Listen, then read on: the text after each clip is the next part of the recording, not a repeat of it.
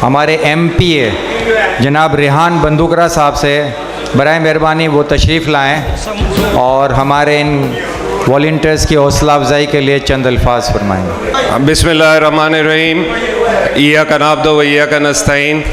अस्सलामु अलैकुम। काफ़ी लोग तो जानते होंगे, जो नहीं जानते उनको मैं अपना थोड़ा सा छोटा सा तारुफ भी करा दूँ।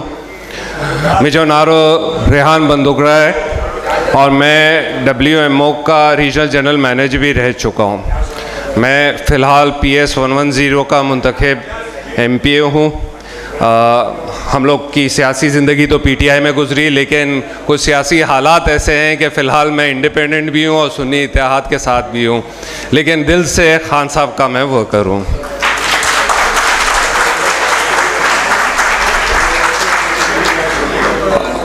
जब मैं WMO में था तो ज़ाहिरी बात है मुतलानी साहब से, अल्ताफ़ जांगड़ा साहब से और सब अयाज़ बंदूकरा साहब से सबसे बड़ा गहरा ताल्लुक़ रहता था। और हम लोग एक दिल में ये रख के बैठे थे कि मेमन हम जब से बच्चे हैं हमें अपने लोगों की खिदमत तो करनी ही है। और वही खिदमत की वजह से WMO आई, वही खिदमत की वजह से ऑल पाकिस्तान मेमन फेडरेशन आई।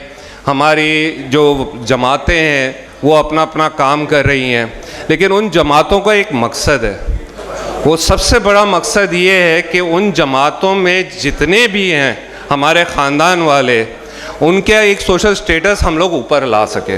उसमें मैं मानता हूँ बिज़नेस कनेक्शन भी आ जाते हैं, हमारी नेटवर्किंग भी आ जाती है, लेकिन एक दिल से जो दुआ निकलती है कि हमारे जमात वाले एक ऊपर अच्छे मुकाम पे आ जाए।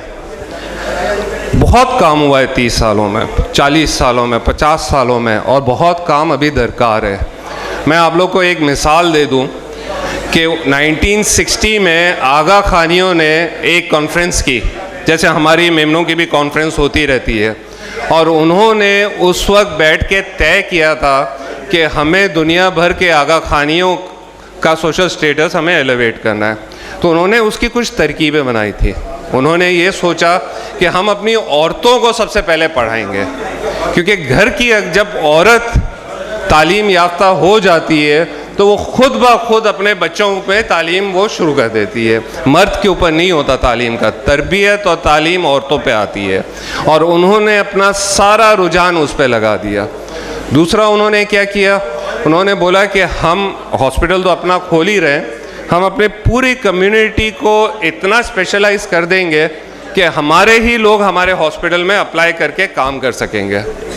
देखिए एक चीज़ याद रखिएगा, वो लोग हॉस्पिटल में नर्सेज डॉक्टर्स आगा खानी इसलिए नहीं लेते कि वो आगा खानी है, वो खुद अपनी कौम को इतना टेक्निकली कैपेबल बना देते हैं कि जब 10 एप्लीकेशन जाती है तो आगा खानी की एप्लीकेशन सबसे ऊपर होती है, वो इतने काबिल होते हैं। और यही चीज़ हमें अपने मेमनों में करनी है कि हमें अपने बच्चों को इतना काबिल बना देना है कि वो जहाँ भी जाएं उनको ये हो कि ये मेमन है भाई, इसके उसूल सही होंगे, इसकी तरबियत सही होगी, ये आपसे धोखा नहीं करेगा और ये आपके साथ वफादार लेके आपको अच्छा पैसा कमा के देगा।